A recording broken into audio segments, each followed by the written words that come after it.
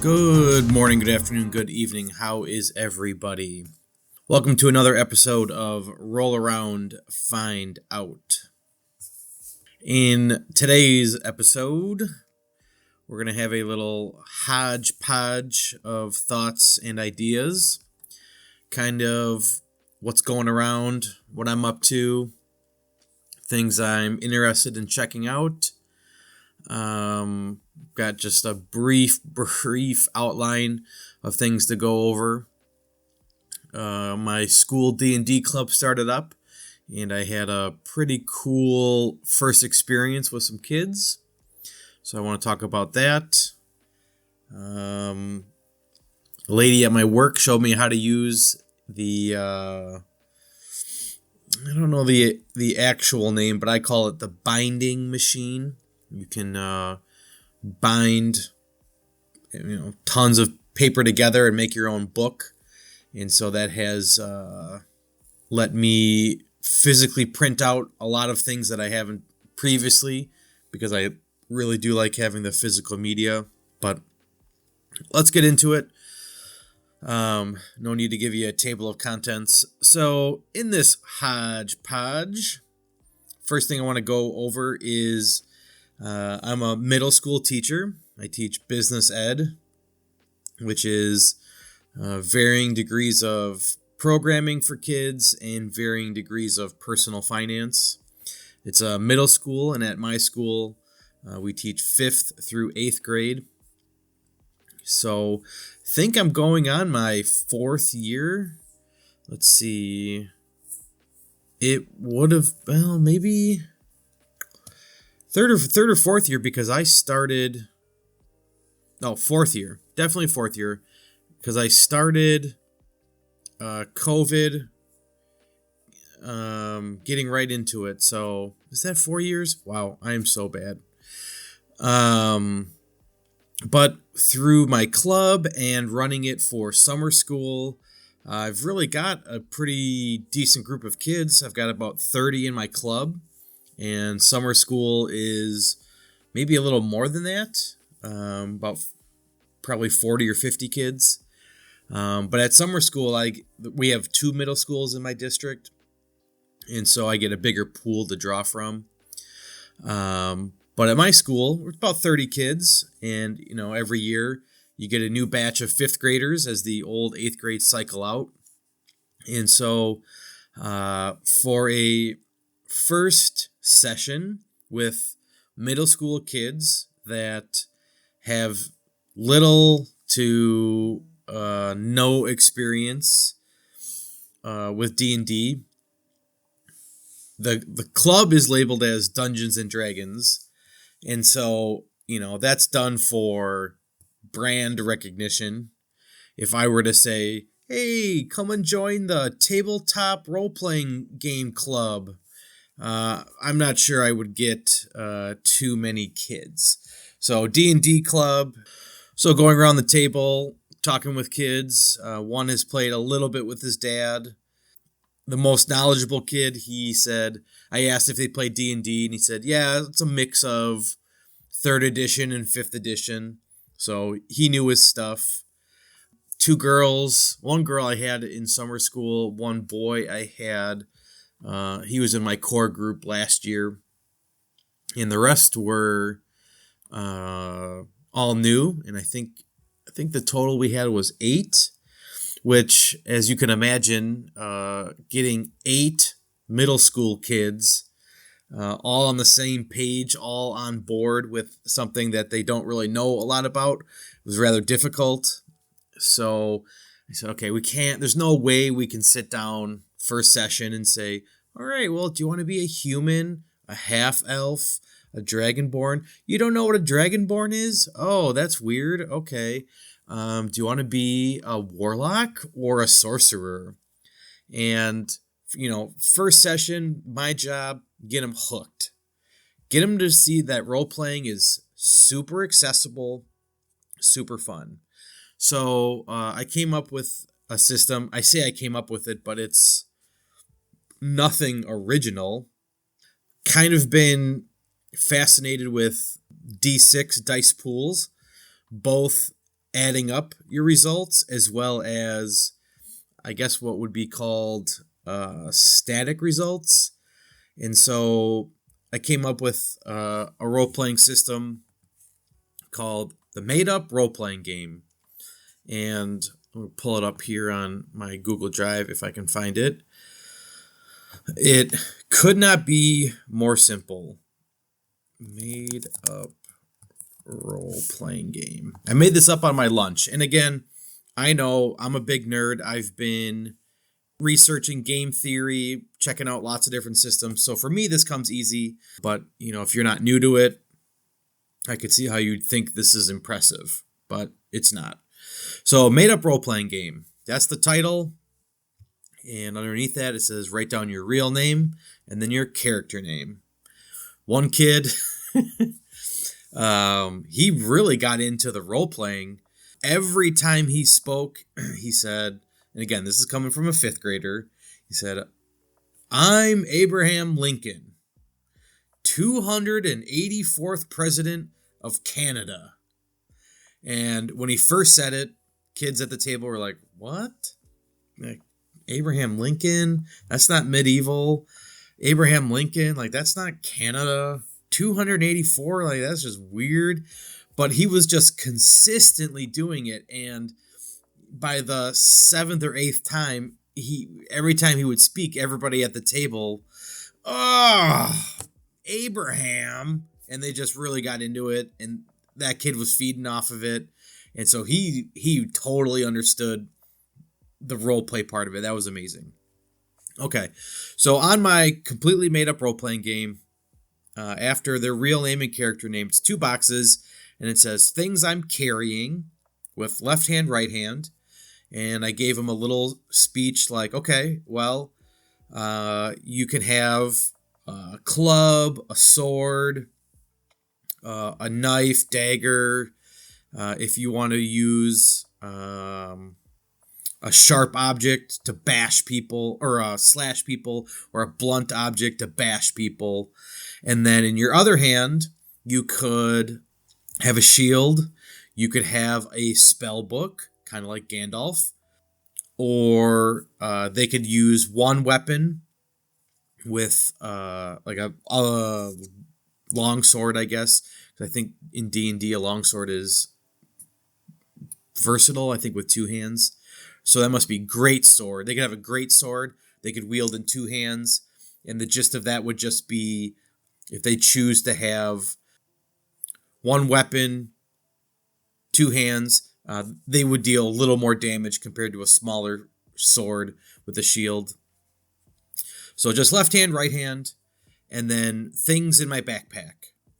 And on the back of this, I'll go over, I had ChatGPT just generate me common items. One thing that's missing from here is armor and stats. And so if I had to rework this on more time than just my lunch, I would have put some sort of thing in here. I do have it on the back, but I didn't talk about it with kids because in the moment I realized with 8 relatively new kids, not going to talk to them about, well, if you have heavy armor, then you don't have the ability to move your hand and cast a spell. I always forget there's verbal, semantic, and component. So it must be semantic. You don't have the semantic ability, and so I decided to cut that out. But the main core mechanic, super simple. On this sheet, I have them write down 3 things they want their characters to be good at.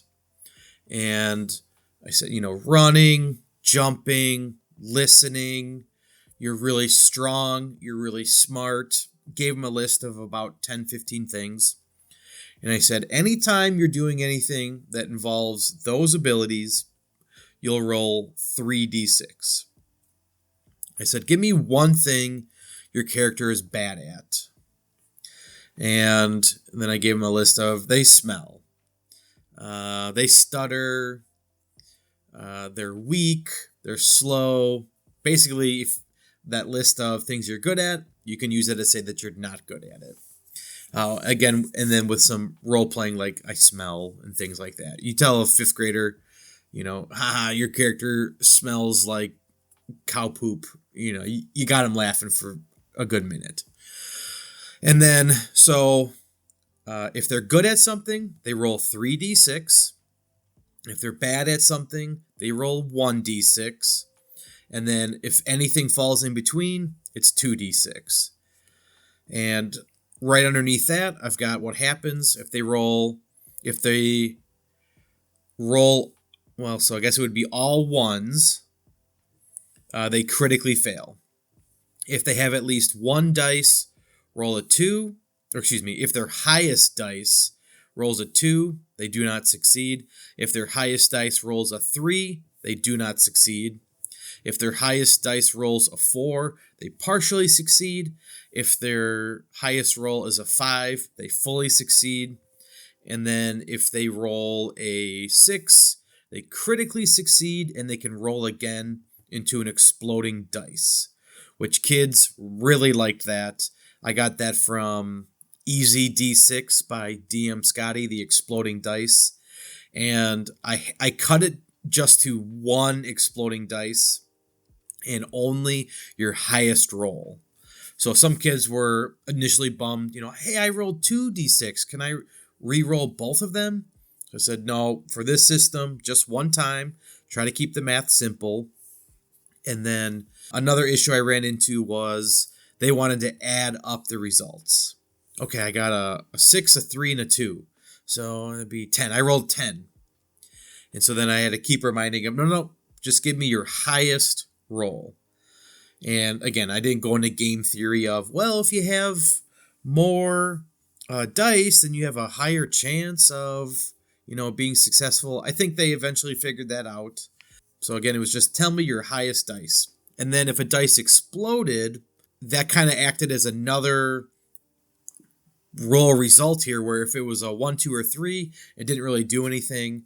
If it was a 4, 5, or another 6, then we really started to give him a benefit. One did roll 2 6s, and I gave him triple damage on his attack.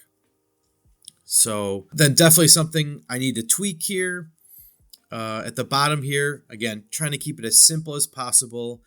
Damage was just, since they didn't have armor, if they were being attacked, for me as the DM, if I rolled 6 or a 5, then they got full damage on whatever I rolled on a dice.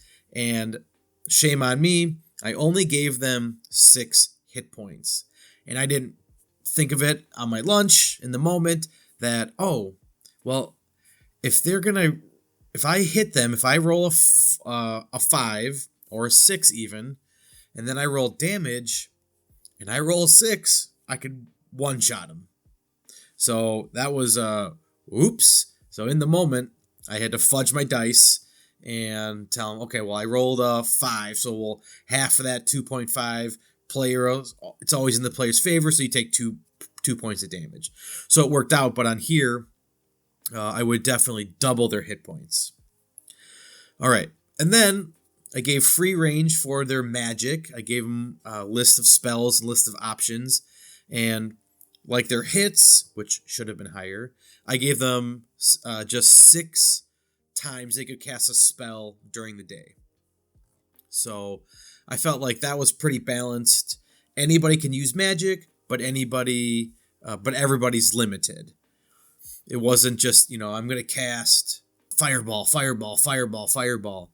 And there was no real benefit to using magic over melee other than the utility of it. So it was actually Abraham Lincoln. His ability was he was super fast, and he wrote down that he could run 20 miles an hour. So I said, okay, anytime you want to do that, I'll let you. You can roll your 3d6 because you wrote down that you're good at it. But 20 miles an hour seems a little excessive. It seems like your abilities are being enhanced. And so he did it 2 or 3 times, and we didn't finish the session, but for those 2 or 3 times, he crossed out that of his 6 that he had, only which would have been 4 or 3 more remaining. Okay. On the back, I give them the rules of attacking. If they were using a weapon, they could roll 3d6.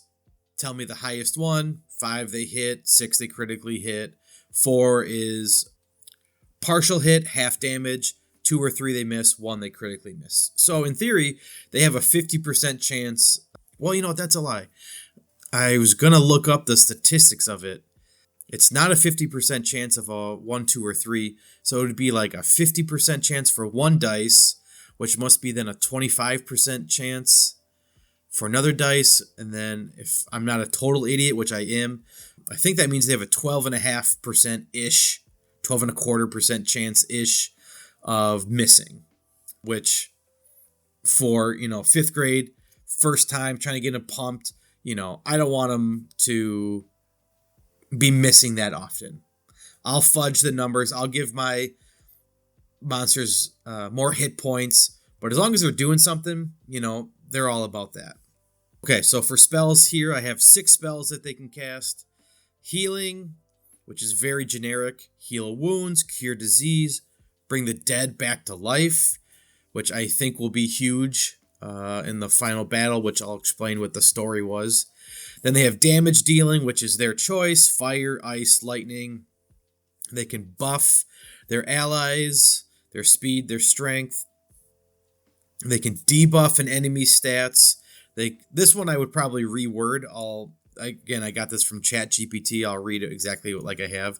It says control. You change the environment or your enemies, such as by casting illusions or creating barriers. I don't necessarily think a 5th grader first time playing this is going to know what that means, but I meant it as like, if you're a druid, you've got the vines spell. I forget the exact name, but you can have vines come up from the ground and hold somebody still, or pick up a rock, throw it at a monster. So, but that's there. And then there's the last one here is utility, which is perform a variety of tasks such as teleportation, divination, like they don't know what that means, and telekinesis. Some might know what that means. And actually, I shouldn't short sell everybody because they might know divination from Harry Potter. I think that's a school of magic they have there is divination. So some do.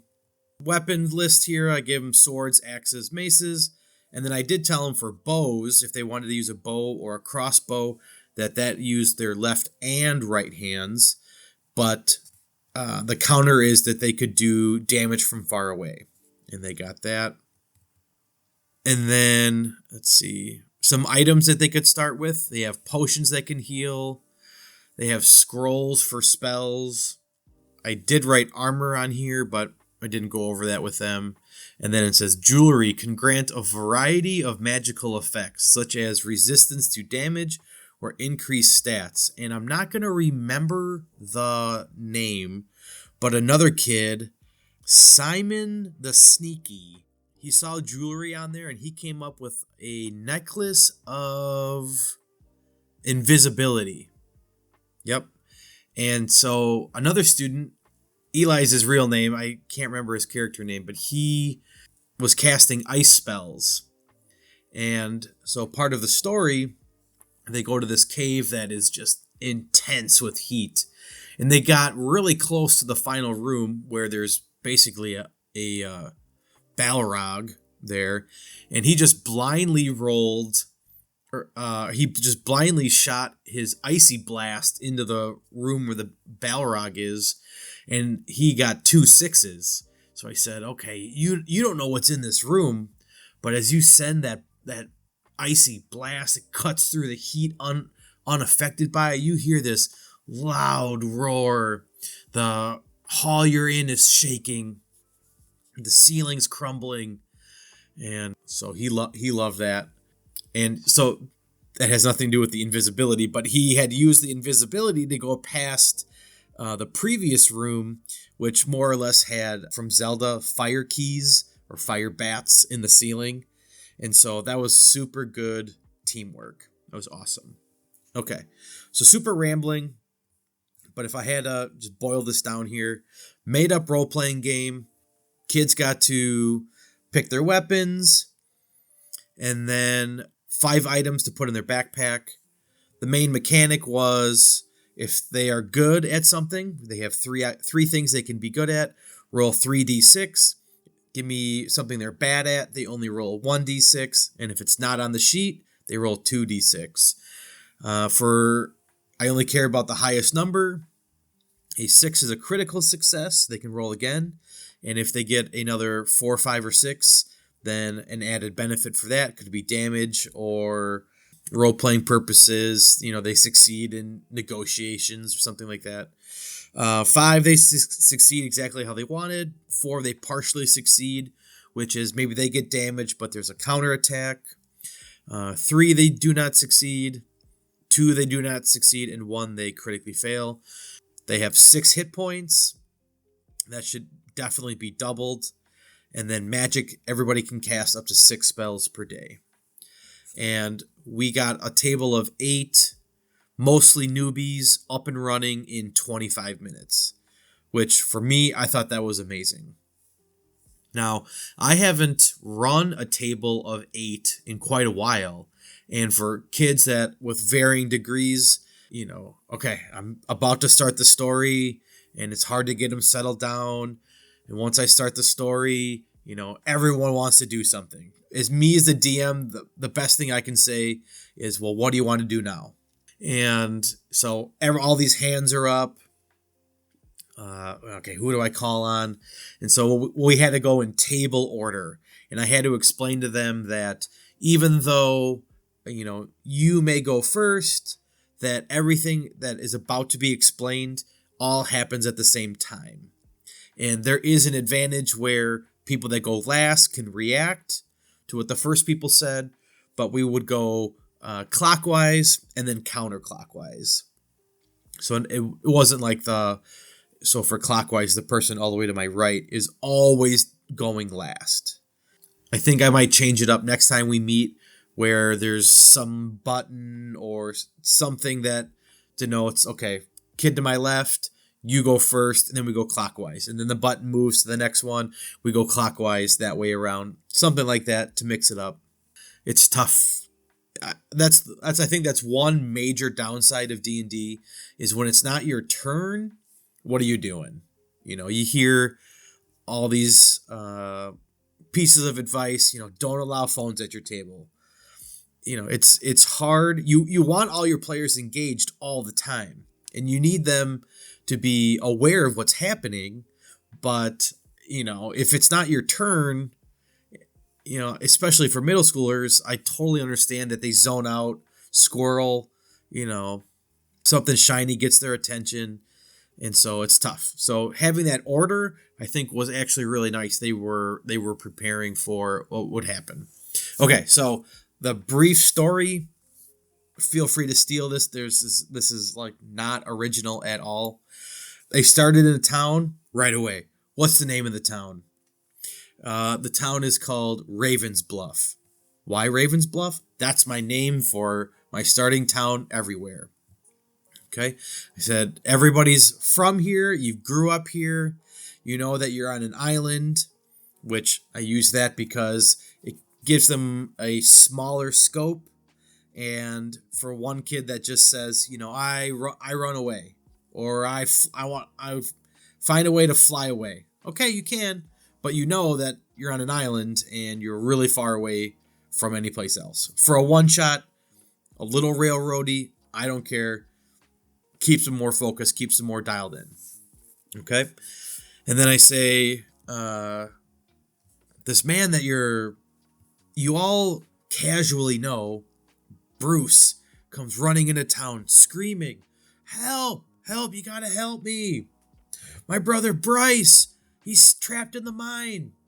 I don't know where he is. So, describe, okay, everyone grew up here. You know that about 2 miles outside of town is an abandoned mine shaft. It's been closed for about 100 years. Everybody just knows you don't go there. There's been stories here and there of wolves and just other nasty creatures living in there, and everyone knows to just stay away. And so Bruce lets everybody know, well, Bryce and I heard there's treasure in there, and our curiosity got the best of us. And so and then I described that Bruce is got chars all over his clothes. Looks like he's burned soot all around his face. And he describes, there was just black smoke everywhere, and I had to get out of there. So, pause from the story, let everybody know, hey, you can do whatever you want. It's my job to set the scene, and you interact with it. However, this is a game of cooperation, and we all have to work together to solve this problem. A kid that has played before with his dad, 3rd edition, 3.5, 5th edition mix. He's like, yeah, you never split the party. We all work together and we all want to get treasure. Okay. So then a girl to my right, who I've had in summer school, she's okay, I want to gear up. I want to go to the general store. Okay. Go to the general store. She's like, I cast my lightning magic on the clerk and I'm going to steal from him. Okay. All right. Great. Like instantly derailed what I wanted to have happen. So then I say, okay, here are my table rules. Something I didn't start with. I said, here are my table rules. Number 1, we're all here to have fun. Number 2, I have a rule where players at my table cannot attack each other. I'm sure even with adults, but middle schoolers, I mean, it is such a feel bad. Some of them really get invested in their characters, but not even that. They just they want to have fun, and if their peers are stealing from them and trying to get them killed, that's just not fun for them.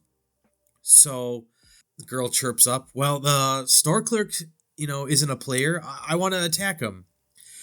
Then another kid says, well, I don't want you to attack him. So I cast my fire. I cast my fire spell on you. I said, all right, well, you can't attack, but we're here because we got to help Bryce and Bruce. And you came charging in here. You're going to steal. You live here. You live in this community.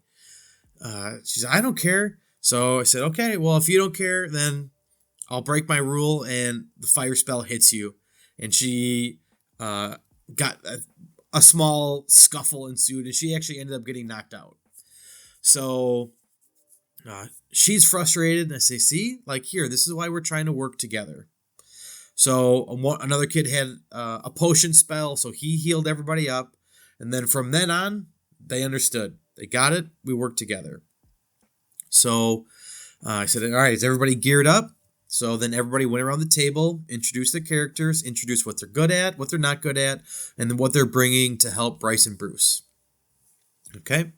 So, all right, it's about 2-mile trek.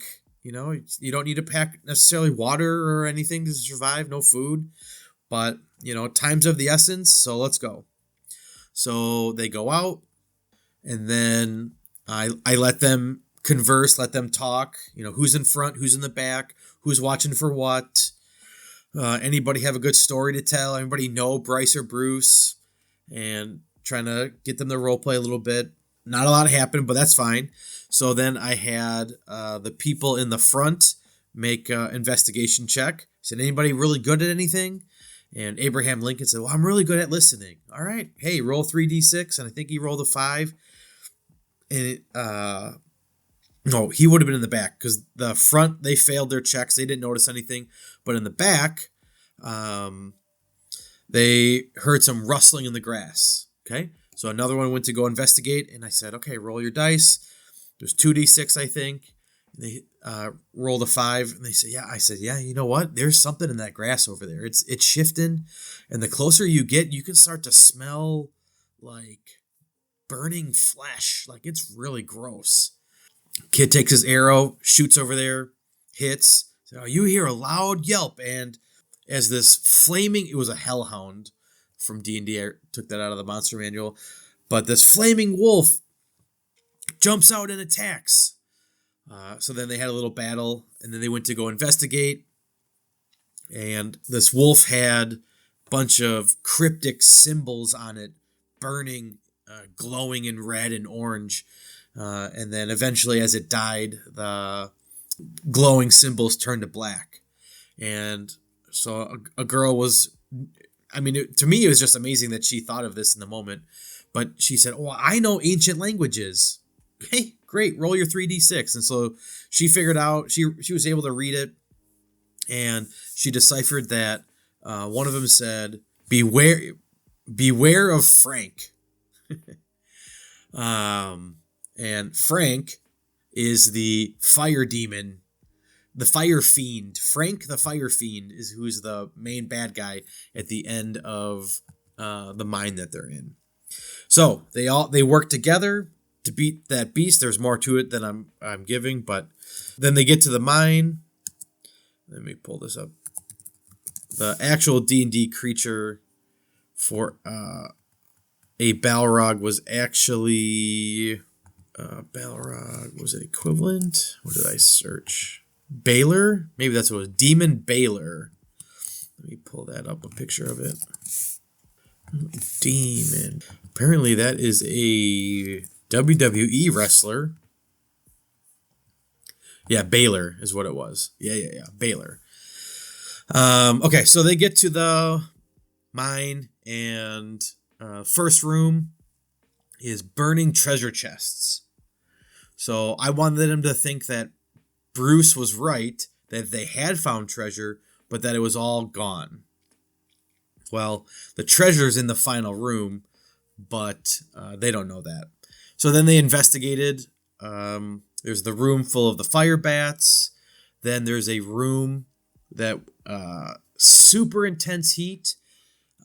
Somebody had a griffin for a pet. That was something they were good at. They had a pet with them.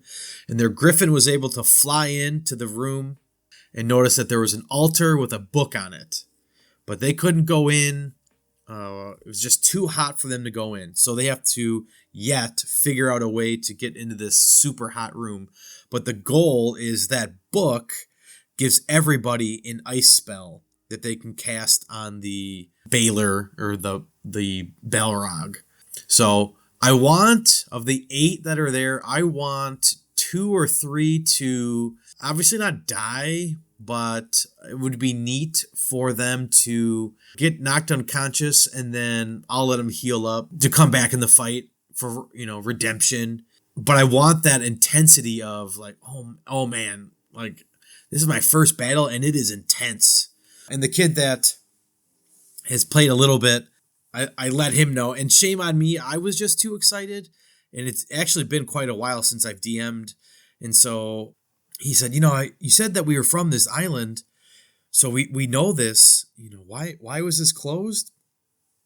And I said, well, it kind of has been left up to mystery. It's been 100 years, but there's been some earthquakes lately that you've been dealing with, and it's Baylor down there stomping around, screaming, that's causing it. I said, well, so that's part of it, but there's the only thing that people can, really remember is that the people on the island dug too deep. And he knew. He's like, oh, geez, it's a Balrog. He figured it out. He was into Lord of the Rings. So my story's not original. The Balrog had been trapped down there, and then Bruce and Bryce were digging around. They found the book, which brought the Balrog to life, and he busted through the thin wall. So they'll find that out. Super original story? Absolutely not. Did I think of it during my lunch with ChatGPT? Yep. But I thought this system, D6, which is why I'm kind of becoming a fan of D6s, it's not swingy like a D20. I'm pretty much, I say it all the time, I play D&D, but the D20 to me is just too swingy.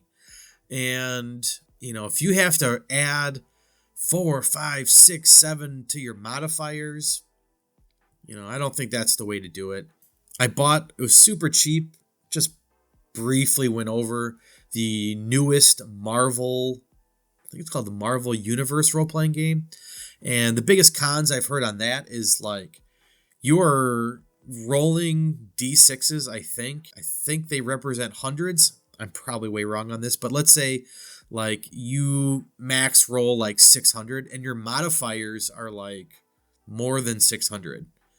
So it just seemed like you were getting real crazy with your numbers when you didn't have to. So for kids, D6, super, super easy. And actually, I'll give credit to Heroes of Cerulean, which I mentioned in my video game influences podcast. My kids and I, we don't play it too much. My own two aren't super interested in D&D, but I appreciate that they indulge me. And that is where I got most of this from. But that uses D4s, and any 4 is a success. And I think 3 is a partial success. Could be wrong on that. It's been a while, but that's kind of where I got the D6 from. And I thought D6 is probably a little better because there's 2 more numbers. So you got 2 more options of things that can happen. Like I said, a table of 8 middle schoolers, getting them up and ready in 25 minutes. That was slick. So I'll have them in 2 weeks. Who knows when I record my next podcast, but I know the 0 people that are listening to this are dying in anticipation of what's going to happen. But my main goal is to teach them or have them interact with a role-playing game. And then I've got, through the years, I've developed a worksheet for them to develop their own story. Give me a starting town. Give me a villain. What's their motivation? Draw me a cave. Fill the cave. And then they each get to run their story. So they each get to be a DM and a player in other people's stories, which I think is a pretty cool way to do it. Okay. I talked about that more than I had thought, but that's what I do. I ramble. All right. Next on my Hodge Podge list is the Matt Colville Monster Manual. I just got an email today that it is being shipped, which is actually titled Flea Mortals. And I used to really follow MCDM, and that's actually going to be something I'm going to talk about, our YouTuber influences. But he's kind of, and I don't mean this, it's going to sound bad, I don't mean this bad, but Matt Colville has kind of gotten too big for his britches, which again sounds bad, but he's just busy now. It used to be a lot more personal, running the game. You know, I don't know how many hundreds, thousands of YouTube followers he had, but now he's running his own company, and it just doesn't seem as accessible to me, which, hey, again, I don't mean that negatively. Good for him. Like, he's making a living, you know, doing what he loves. And from what little I know, like, he was like a half step away of being like on Critical Role, and he knows those guys. I don't know if that's just because they run in the same circles, but I feel like Matt's saying like he's friends with Liam, which I don't follow Critical Role all that much, but I know who he is. But anyways, okay, ramble, sorry. So this Flea Mortals, their Kickstarter was super successful, so successful that all of their stretch goals were met, and they got so big, the book got so big that they had to say, okay, we have to cut out, I think it's like villain layers or something. And they said, well, if you order the book, you'll get the free digital copy, but we have to have a second Kickstarter to fund a second hardcover book. And to me, I thought, you know what? No, this is already pretty expensive. I think it was $70. It says here 320 plus pages. So I think it will be worth it, but that should be coming to me in the next week. And something that I'm pretty excited about is Matt has talked about 4th edition, his love of 4th edition. And I own 4th edition Monster Manual, Player Handbook, DM's Guide, and just very briefly browsed over it. And, you know, most people poop on it, so I haven't given it just dues, but I think I actually would like it. It gets the criticism that it's very video gamey, very World of Warcraft, but I'm okay with that. like something that I miss. Like I didn't even have it to then not have it, but I kind of wish like paladins were known for auras, which comes from Diablo. I remember like that was super cool. You wanted to play in a big party because everybody had group buffs.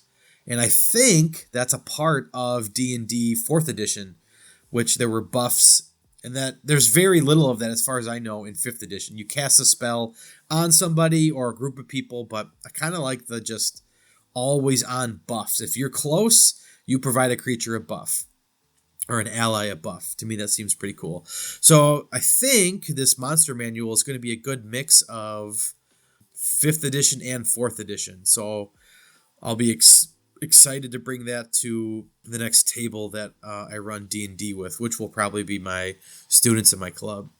Just browsing through here, they're bringing back official rules for minions. There are a lot of environments. I don't know if they like more have layers. What is that called? Layer actions. Companions are in here. Retainers. Yeah, and so they've released smaller test packets, which I've not looked at. I think it was pretty extensive, like 6 or 7 of them.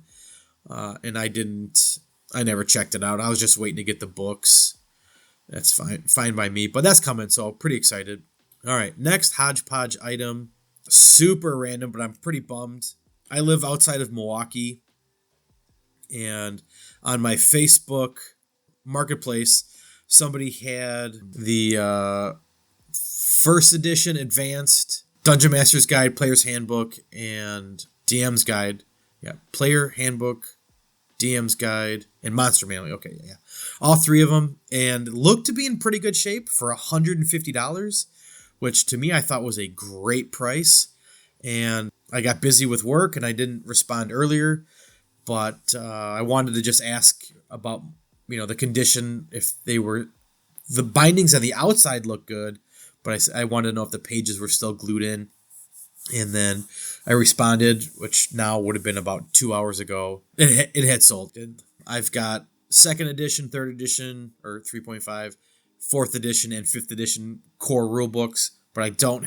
And I have PDFs of 0 edition, but I don't have 1st edition. So that was a bummer. I missed out on that for my collection. Okay.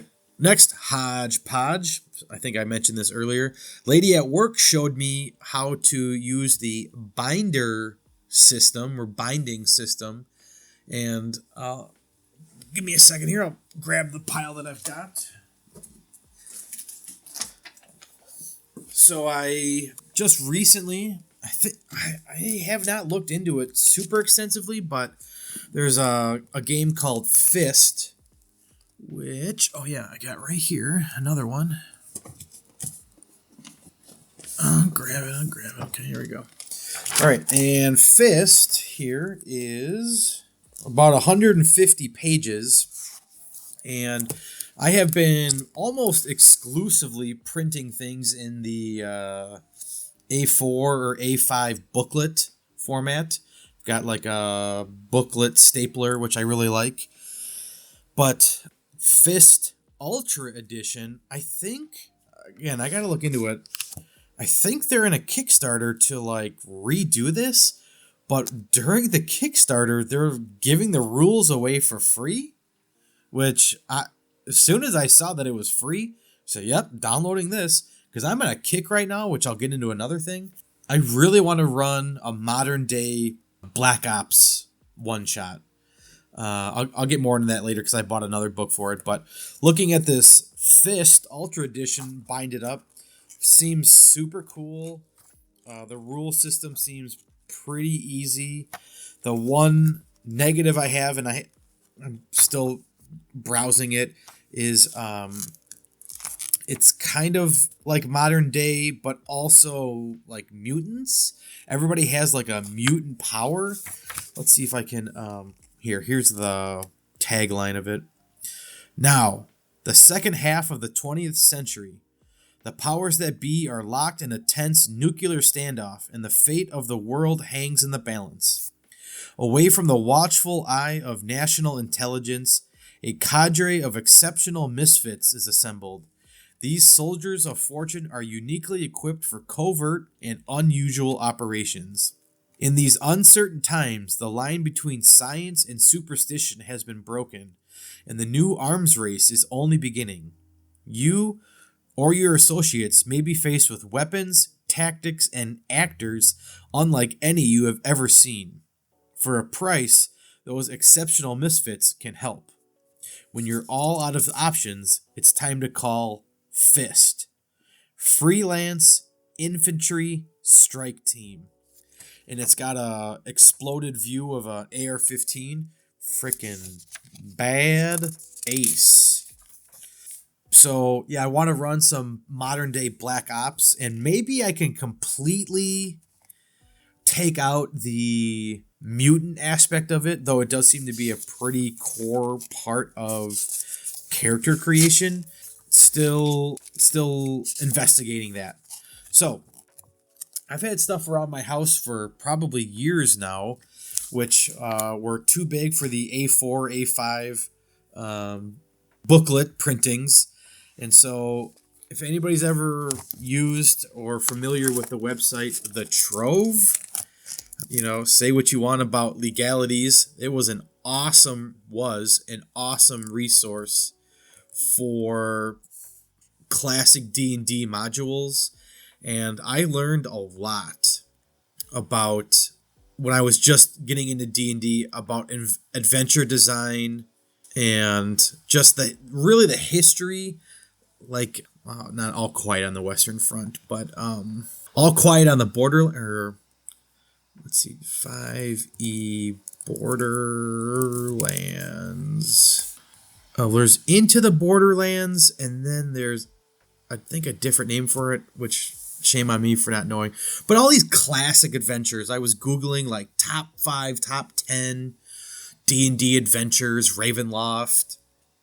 So I was using that for checking stuff out. So here's just a couple that I got from there. One is called For Duty and Deity. And I highly recommend you just go check the artwork on that. It is just like an Iron Maiden cover. It's just so awesome.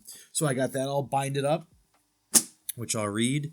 Here's a shout out, in this hodgepodge of random things I'm talking about. Two friends and I would love to use this more, but one of my friends, he's just like even too busy to text. But there is a really great app out there, which is, let's see, here we go, Dungeon Realms. And I've not opened this in a long time. I'm actually going to send my two friends a message.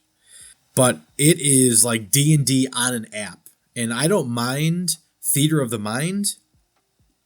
If you are playing remotely and you can't, set time aside, hour, 2 hours, 3 hours, whatever, this is the way to go. And I'm just so bummed that my two friends, I can't get them to do it, or at least one of them. Another one would do it. So I'm actually, while I'm doing this, going to send up a message. It's just an inside joke here. So the purpose of me bringing that up is we're in Waterdeep. So I've got the advanced 2nd edition Forgotten Realms Waterdeep. I think it's a super cool setting. There's so much to know about it. That's a read through I have to go and look through. Then I also got Forgotten Realms 2nd edition Cities of Mystery, which, if I remember correctly, yeah, it's like, okay, where to locate cities? Do you want to be a hamlet or a metropolis? What kind of government do you have? Put life into your leaders. The city's defenses, fabricating a history. So it's kind of like how to build a city. Game design, all about it. Super cool. Then I have Castle Sites, which is basically how to build a castle. Super cool. Another advanced 2nd edition City Sites, examples of cities, how to build a city. And then two of my favorite ones. This one I'm super happy I got binded up because digital media on a computer, I don't know, makes me super tired. I'll fall asleep. Having the physical, the tactile, I just love it. For advanced Dungeons and Dragons, there is a Diablo 2, The Awakening adventure. And this is on my long-term bucket list of things I would love to run. So they've got Amazon Barber. Calm down. You're excited, I know. An Amazon, a Barbarian, a Paladin, a Sorcerer, and a Necromancer. And then they've got magic items, Diablo monsters, demons, and more demons. It's got a whole chapter on Tristram. And then chapter 6, I think, is the adventure, The Descent into Hell. Super excited to check this out. Another one I downloaded for the uniqueness. This is something that I'll probably someday write. ChatGPT have it write for me. But I want to read this over. Another advanced D&D is Reverse Dungeon, which if I can find the lead-in for this. Introduction, The Other Foot. Welcome to Reverse Dungeon. This is the adventure where everything is backwards. Instead of playing bold adventurers who journey into monsters' lairs to wipe them out and loot their stuff, the players take the role of the monsters, determined to stop pesky heroes from invading their homes. Instead of being, quote, the good guys, the players get the chance to be, quote, the bad guys. This module is also unusual in that it's not one adventure, but a sequence of 3, unfolding like a reverse campaign. Players do not necessarily keep the same monster characters throughout. In fact, they can switch to different characters between each scenario, and sometimes in the middle of a given scenario. A monster's life is often nasty, brutish, and short. So that is a super cool one-shot. If you've got experienced players, that's an idea that will really mix things up. Last 2 things I have bound here, which shocker I'm really getting into, is D6 Fantasy and D6 Adventure. I also purchased D6 Space, but I don't have that one printed. Do yourself a favor. Go on DriveThruRPG, and your genre you pick. D6 Fantasy is, as you would think, fantasy. Classic D&D. This one I think is terribly named D6 Adventure. That is a modern setting. And for about a split second here with my Black Ops, I was thinking about using this D6 Adventure, which I still might. However, in the weapons section, they don't have an AR-15. You get an AK, and that's like about it. And trying to find what year this came out. Definitely like way past Vietnam, like I don't know, 80s or 90s. But I didn't see an AR-15 in there. There's like machine guns and stuff, but I want a more extensive weapons list. But do yourself a favor, go buy them. They are less than $2, and D6 Adventures is about 130 pages for less than $2, the PDF. So I knew right away, okay, like I can't put that into a A4, A5 zine or pamphlet size or anything like that. So once I learned I could bind, he said, yep, there we go. Add that to my collection. So very stoked about those. Excited to learn more about the D6 system. I own, I think, the second edition of the Star Wars West End game system, D6 system, which these are based off of. And I've got another group of friends that are really big into Star Wars like me, and I would like to run a one-shot for them. I think that would be a lot of fun. So I have to go deep into my drive-through library to see what things that I were probably free. I probably purchased for free or super cheap. And I said, you know what?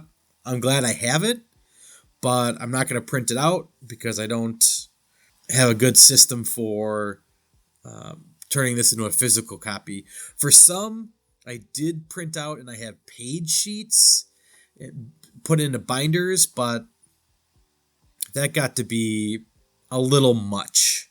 So, you know, Not that these sheets are expensive, but it's an added cost. And so these binders, I got 100 binders of different sizes for, I think it was like $18. So, and the D6 fantasy books, I think if you were to buy a soft cover, are like just under $20. So I buy the D6 fantasy, print it, bind it, and that one book pays for the rest of the bindings, if you ask me. So that's that. Okay. Oh, update on my Final Fantasy RPG. I found a system called Anima Prime. And the Creative Commons version is free. It's spelled A-N-I-M-A. Anima, not anime. Anima Prime. And he says it's a mix of Final Fantasy and Avatar, The Last Airbender, which I know absolutely zero about. But that's my current read. I'm going through that, checking that out. It's a couple things I like how their limit break system works. It was kind of like saving dice, setting dice aside. So cool to get inspiration from there. Still not settled on exactly how I want to do it. I'm still on the D100, but the D6 is kind of calling my name.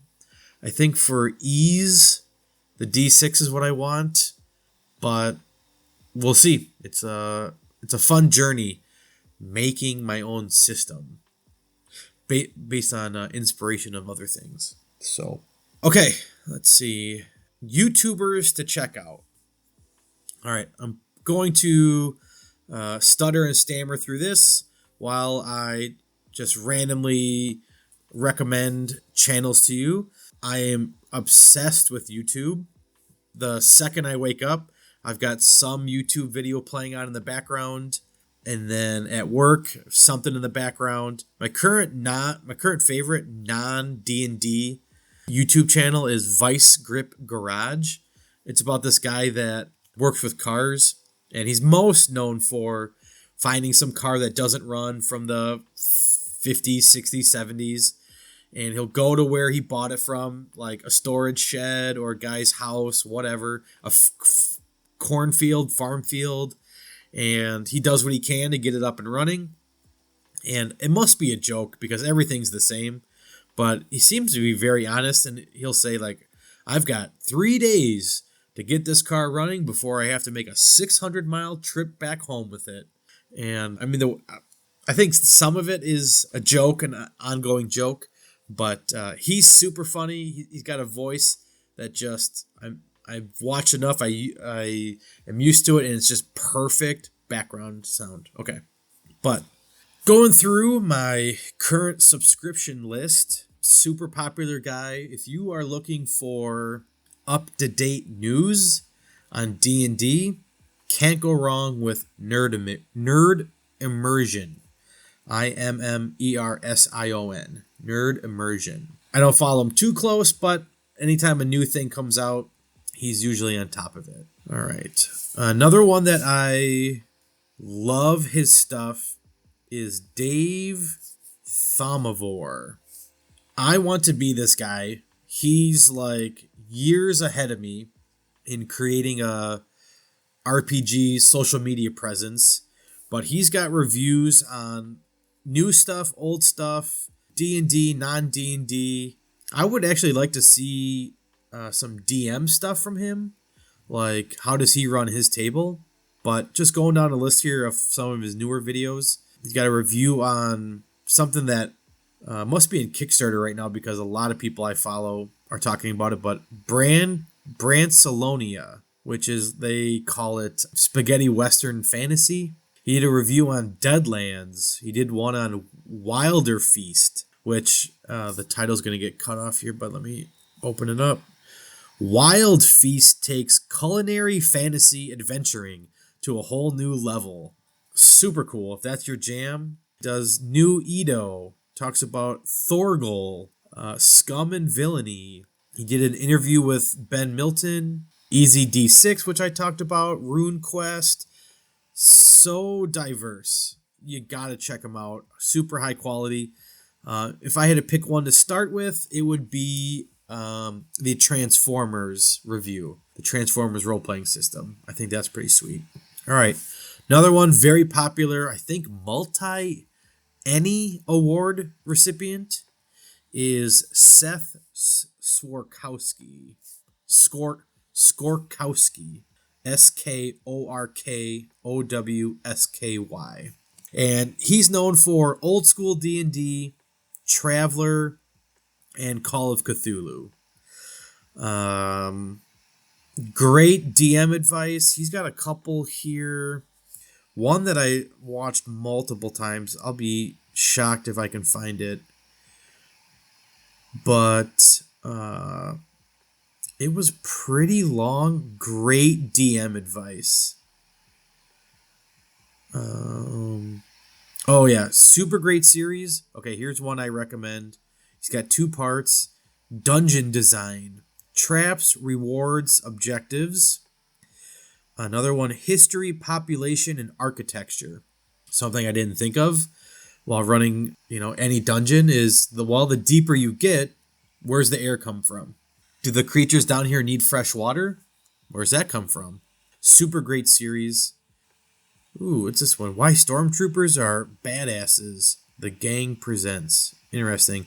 So I think he runs a Traveler and a Call of Cthulhu pretty regularly for his friends. Doesn't have too many Let's Plays or actual plays. But looking here, he's got one called Intimate Encounters. But that's enough. Seth Skorkowski, super cool. Check him out. All right, another one, Dungeon Coach.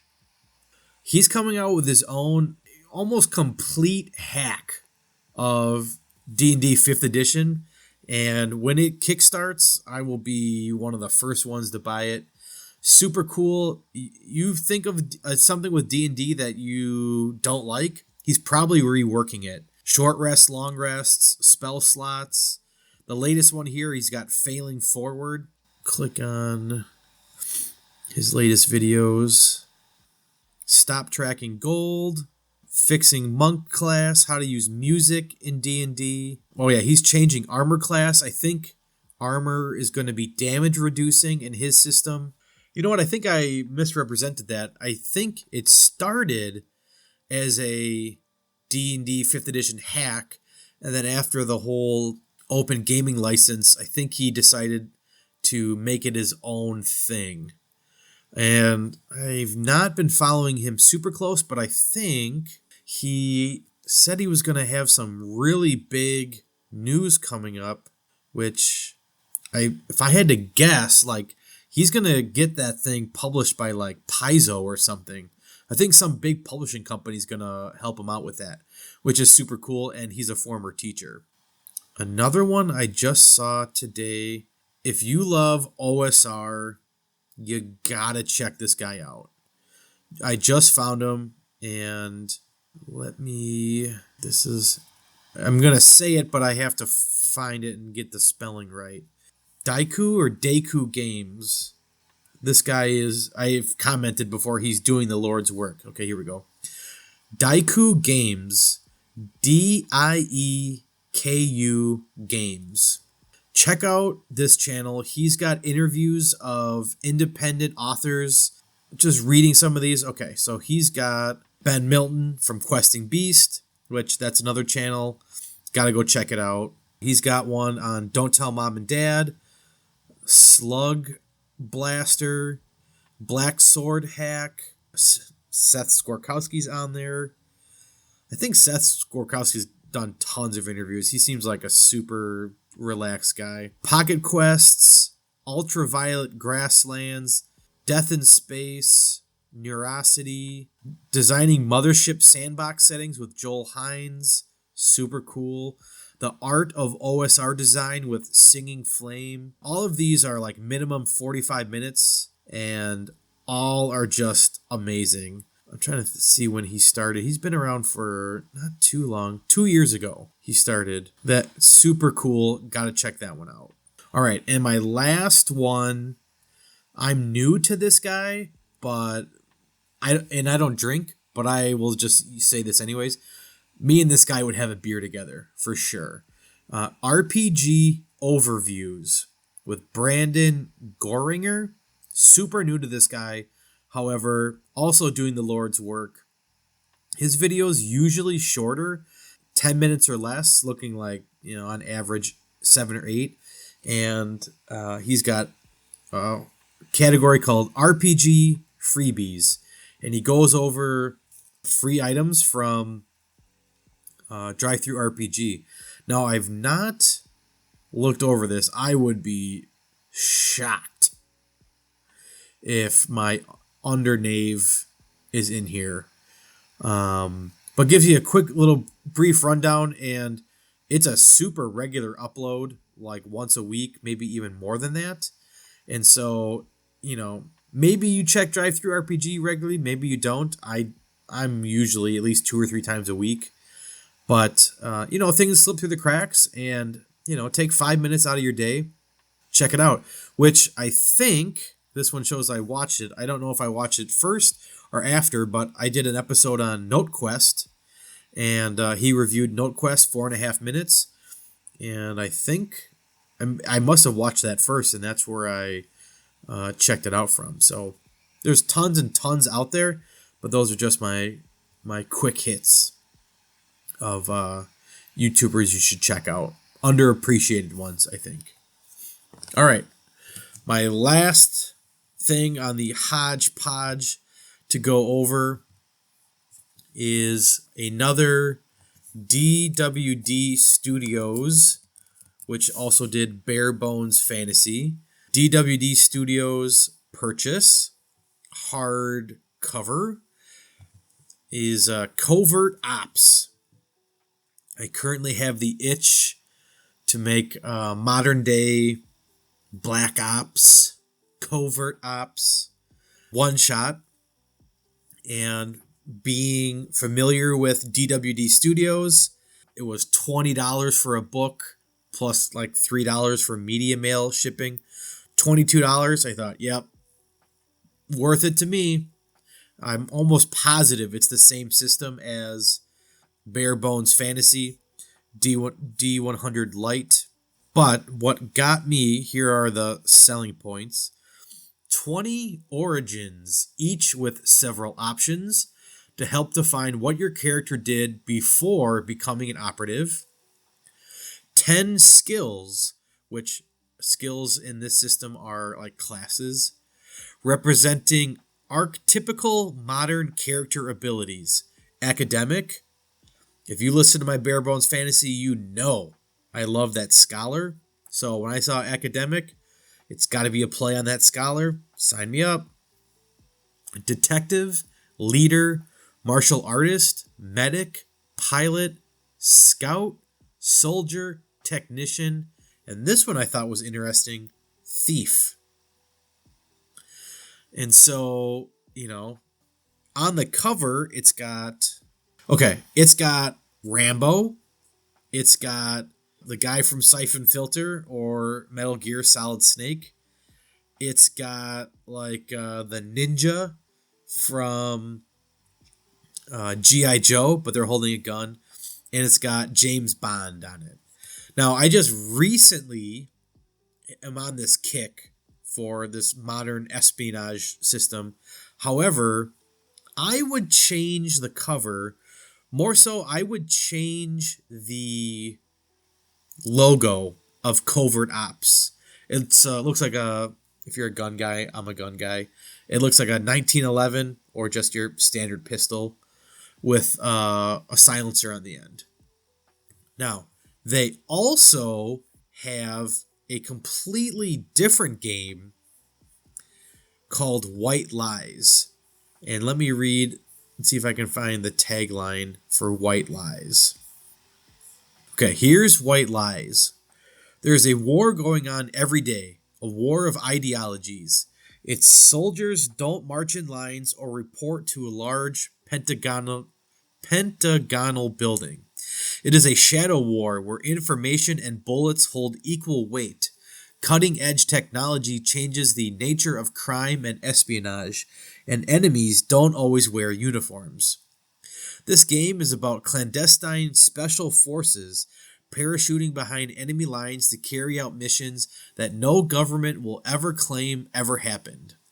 It is about special agents receiving their missions from men and women whose identities won't turn up on any database. It's about mercenaries and spies. It's about secrets, seduction, stealth, deception, assassination, bribery, infiltration, action, and adventure. But here's the rub. You don't see the war happening. The dark and dangerous things that men and women do to protect their countrymen go unsung. The truth concealed by the government and media with little white lies to keep you going to work and buying things in malls, to keep you sane, right? All of that seems exactly what I want. Then it says, welcome to White Lies, a modern role-playing game of espionage and paramilitary action-adventure. This game makes use of a light and simple set of familiar-feeling mechanics designed to be fast and loose, empowering the admin to be an arbiter of rulings rather than an encyclopedia of rules. It plays at the table like the cinematic espionage genre this game attempts to embrace. Tell your own thrilling tales of modern spy adventures. And then here we go. This product is not affiliated with Covert Ops, our D100 Lite espionage RPG, though it captures much of the same feel and has some of the researched and developed content repeated or adapted from that product. So, the logo, getting back to that, is a different pistol. It looks like a Walther PK something. I'm not super familiar with Walthers. But again, it's a pistol with a silencer on it.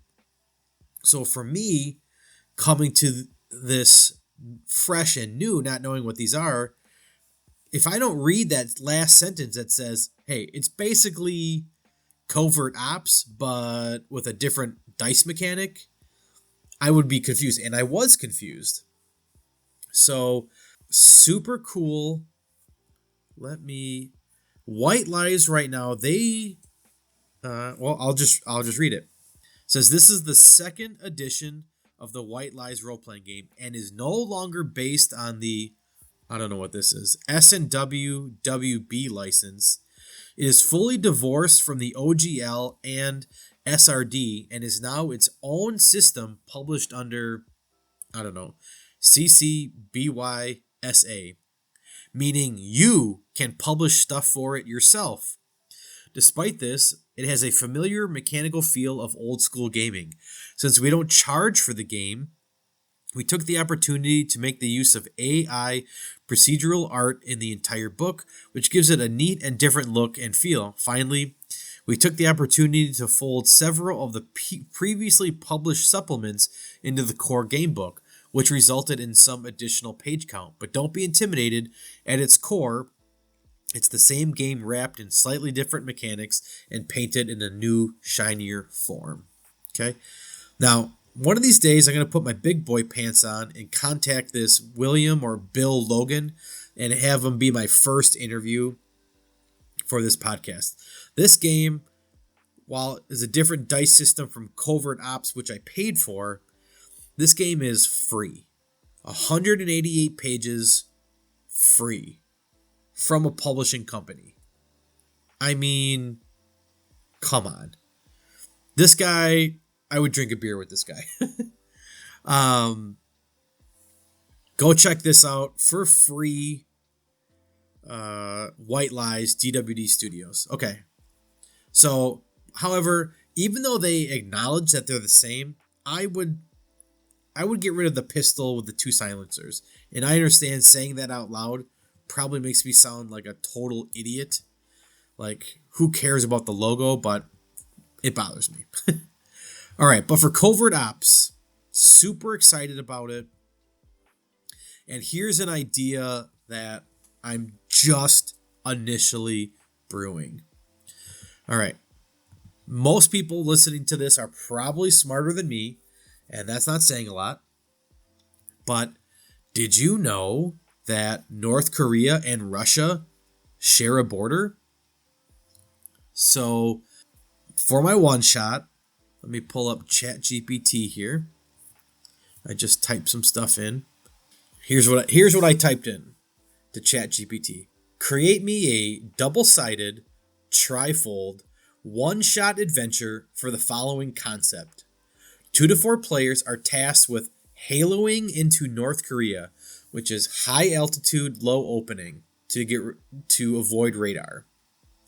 Haloing into North Korea to capture a Russian diplomat trying to form an alliance with Kim Jong-un for World War III. Players are an elite task force sent to capture the diplomat and to provide evidence of this meeting back to the U.S. government. So I want them to invade Pyongyang and find this Russian diplomat. And as you can imagine, espionage, sneaking, stealth is huge. But if things go sideways, you've got, I don't know the name of it. I have to do more research, but imagine the North Korean Royal Guard you got to deal with. That just seems freaking awesome. So I gave it some more requirements, and this is what it spit out. Welcome to Operation Sable Diplomacy, a one-shot adventure for 2 to 4 players. In this high-stakes mission, you will play as members of an elite task force sent to infiltrate North Korea and capture a Russian diplomat who is attempting to forge an alliance with Kim Jong-un for World War III. Your mission is to apprehend the diplomat and gather concrete evidence of their meeting to present to the U.S. government. Setup. The adventure begins with your team, codenamed Shadowhawks, receiving a top secret briefing at a CIA black site. You are given the following information. Objective. Infiltrate North Korea, capture Russian diplomat Ivan Volkov, and obtain evidence of his alliance negotiations with Kim Jong-un. Location. The meeting is rumored to take place in an undisclosed location within the heavily guarded city of Pyongyang, North Korea. Team. You have a team of 4 highly skilled operatives with unique abilities, each specializing in different fields. Introduce your characters and their backgrounds. Now here, ChatGPT doesn't know, but players can make whatever they want. They don't necessarily know what the characters are going to be. However, as I've learned, hang on, let me get a drink.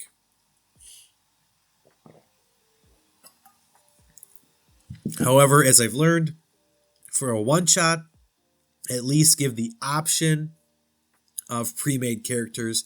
That way you're up and running. And then equipment. Your team is provided with state-of-the-art equipment, including night vision goggles, silenced weapons, and communication devices. I want like a specific list, which is why I didn't like the D6 adventure. I want excitement. Now, my players may not know these things, but I want excitement for them to say, oh, yeah, okay, do I take the AR-15 or do I take the SCAR? Kind of like Call of Duty players, Modern Warfare players, which I don't play at all, but I want them to get hyped like that. So that's the basic premise I've got. However, I want there to be like classic tropes, like they don't land where they're supposed to land. Okay, so somebody with good navigation can get them to the center of the city. I need some situation where they need to hack some computer to find out like the meeting place. I want them to have an informant on the ground, but the informant is, not on their side. They're a double crosser, double agent, we'll say. Then I need them to sneak down and find, Kim Jong-un or find this agent, and then just total spitballing here, depending on how they capture the agent, they have to not only find the agent, but proof of the meeting. So they capture the agent and maybe they can't find any evidence. So then maybe they torture him there on the spot, or they do something to get the information. So then you find out that he left his briefcase someplace in the compound. So now they got to go find the briefcase, and that's their evidence. And then, depending on some events, the alarm's going to go off. And now they got to rush their way out. So is it a super original idea? No. At its core, it's an infiltration meeting. Find somebody, find something, and get out. But I don't know. Russia and North Korea working together, to me, that just seems like something somebody can instantly be on board with. And with North Korea being so secretive, like I want this compound to have some room or multiple rooms where they're like, running tests on people. Not necessarily, whatever that Nazi butcher was, torturing people that way. But just to show the oppressiveness that's could be going on in North Korea. So that's my last little bit of Hodge Podge, where I'm at. Did you find any of that useful? Probably not. But for me, it was fun, and it's my podcast, so I enjoyed it. So we'll see you in the next episode. I don't know the topic. I do need to get back to NoteQuest. I do have to get back to my ChatGPT story. Might explore Covert Ops, review that when it comes in. Always something, always trying to improve, become a better game master, and improve my craft. It's like golf. It's something you can never master. So thanks for listening. We will see you next time. Later.